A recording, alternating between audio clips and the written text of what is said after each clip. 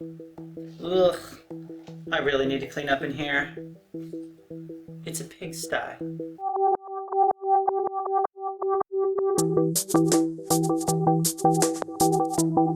Hi folks, welcome to Glitter Void Gamecraft. My name is Eric, and this week we're continuing our series within the series of the farm with this, an animal pen. This actually started out as kind of a, well, you gotta have one of these on the farm sort of build, but I'm actually really excited with how it turned out, and I can't wait to show it to you. So let's get to it. To create a base for the animal pen, I was going to use crafting foam. This isn't the dollar store foam core, this is the good stuff. You can find this at big box stores or crafting stores, usually in the school supplies section. This stuff has more rigidity and strength, and I was hoping that this would help resist some warping due to all the moisture in the ground cover I was going to use. To create a transition from the base to the table, I angled my knife and cut this sloping spot, making sure to wave my knife a little bit so that it was more of a natural shape than a straight line. I also gave this a coat of Mod Podge before the ground covering, hoping that it would help seal against the warping. Like my other efforts, however, this would prove futile. For the ground cover, I used drywall joint compound. This stuff is really cheap, and I've seen a whole bunch of different people who use this very successfully to create muddy ground kinds of covering. Once I had put on a thick but not too thick coat, I went ahead and dampened my fingers in a cup of water and just started tapping my finger against the surface. The little bit of tackiness caused it to pull up in a very mud-like way and was going to create some decent texture. Once I pulled this up, I set it aside to dry. I wanted to get this out of the way first because I'd never done this before, and if it ended up not working, I wanted to make sure I had time to go back and do something else. The look I had in mind for the fences was a sort of woven board feel. So I took 1-inch thick strips of foam, this is the cheap stuff, and marked out some lines approximately a third of the way in. I then went in and cut very carefully on either side of each line to create a small segment that I'd be able to pull out. I did not take this all the way to the end as I needed the end pieces to be solid for where they would insert into the posts. I then created an exaggerated wood grain texture with the lead of a mechanical pencil on all of the sides and any of the sky-facing surfaces. The posts needed to be very sturdy, so I used some scrap pieces of XPS insulation foam and just cut them into oversized squares. To enhance the feeling that these were woven boards, and also because I didn't like the fact that the fences were so tall compared to the posts, I shaved little bits off of either side of the fence segments. Making corresponding marks on the fence segment and the post, I went back to the post and carved out a slot that would receive a corresponding tab from the fence segment itself. And just like that, we have ourselves a joint. The non-corner posts that would create the woven effect would be made out of toothpicks. I took each segment and pushing the middle of the 3 boards through, then created a space that I could insert a toothpick. Make sure you don't do this too close to either end because there's a lot of tension and you don't want to break the pieces. Once you have the first post through, alternate the direction that you're pushing the middle segment from to create a new space for the next post to go into. Do this back and forth until you have enough posts in, but I've definitely found that less is more. You don't want to put too much pressure on these pieces as they're rather delicate.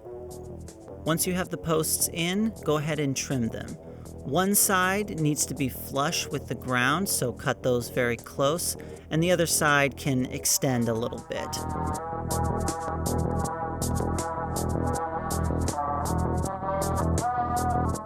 Save the little end bits that you trim off.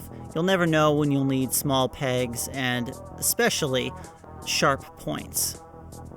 Not wanting to mess with too small of a segment of fence, I went ahead and made the gate the entire width of one of the shorter ends of the pen. My thinking was they could open one of the gates when it was time to just get one of the animals out, but when it came time to rustle the rest of them up, they could throw both doors open and let the animals run out. The identicalness of the two pieces was such that I kind of felt that if these were perfectly closed, it would feel more like a out-of-place segment of wall. So I decided to make one of them at a slight angle, as if it were slightly ajar, or at least was not locked very tightly. Continuity alert. I had painted this base beforehand because I wanted to make sure that the joint compound took paint and didn't chip too much or didn't warp the base.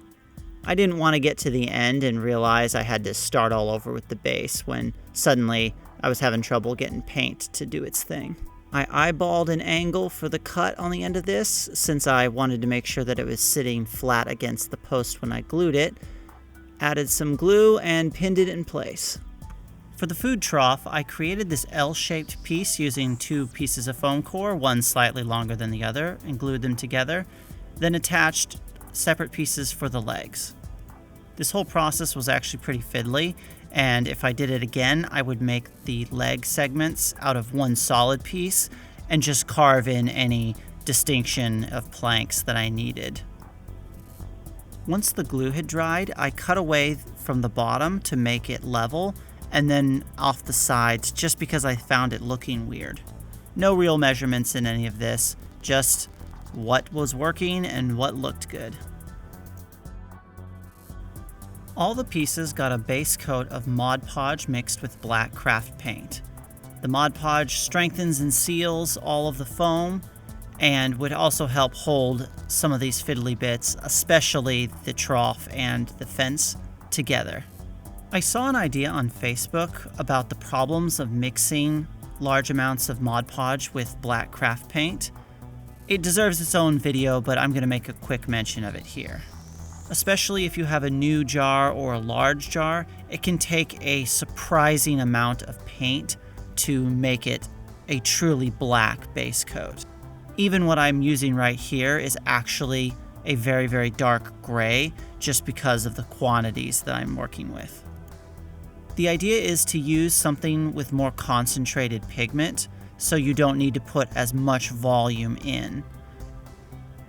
The post I saw, and I can't remember who did it, they suggested using acrylic ink. I'm definitely going to give that a shot when this bottle gets used up. Keep an eye out for, especially on things like the fence, places where the Mod Podge just didn't get. You definitely want to fix this before you move on, as the base coat colors will just look odd on the plain white foam. I liked what the joint compound had done for the ground, but I just didn't feel like it felt like mud. So I tried something I'd never done before.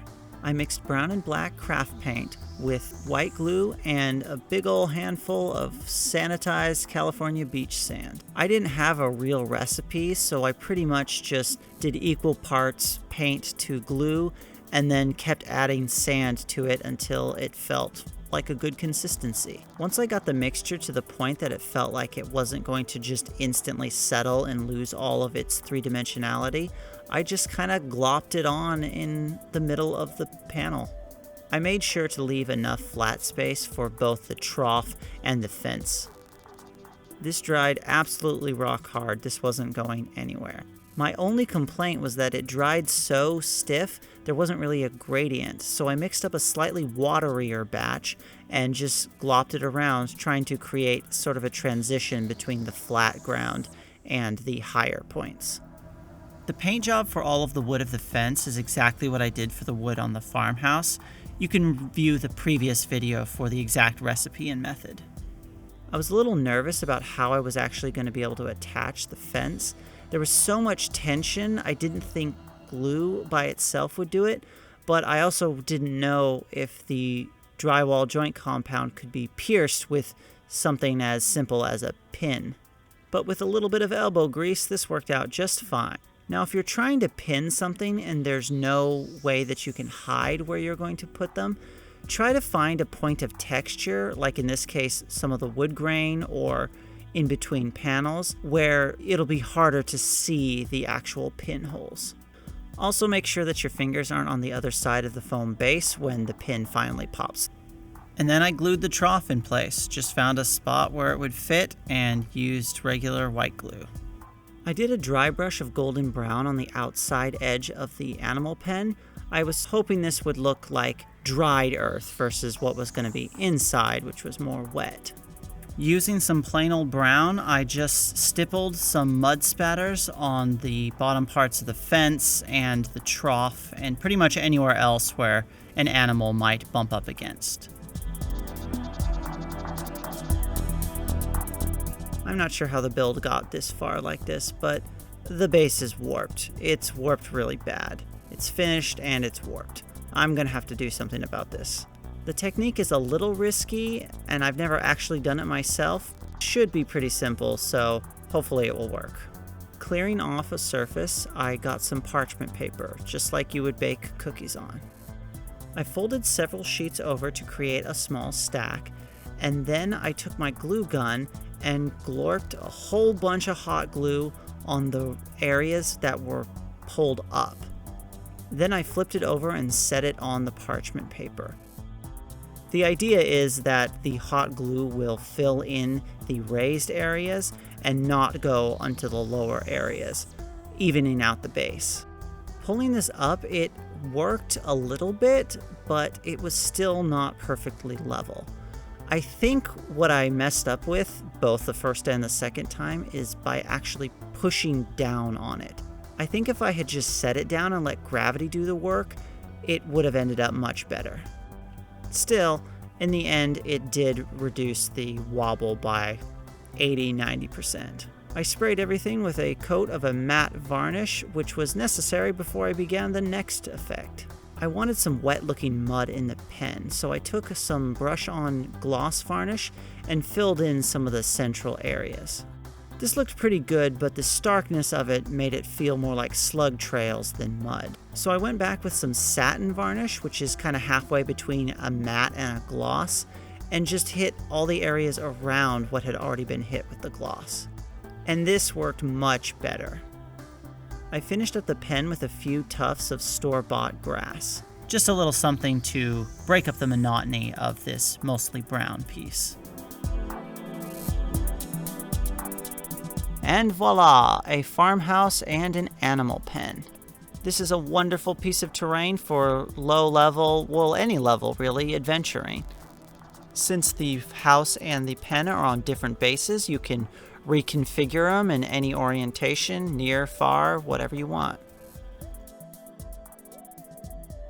The inside being two separate rooms makes for a much more tactically interesting interior. It's not just burst in the door and you see everything.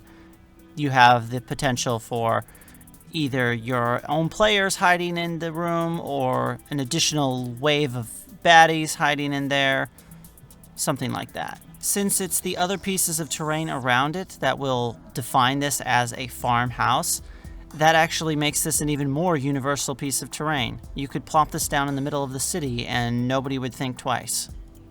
Maybe this is an abandoned house that the Thieves Guild has moved into. Maybe some horrible crime was committed here years ago and you have to investigate the strange sounds coming from within.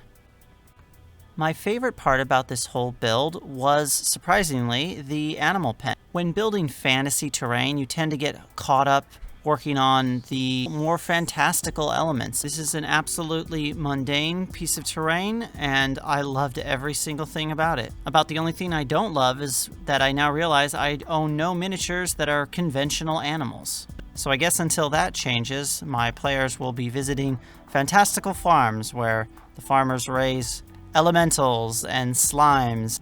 Quest hook idea. Farmer Jones asks you to watch his farm for a week, and the players can't believe they're doing something so mundane. And then, bam, you're babysitting a black pudding. So there you have it, another piece of the farm miniseries completed.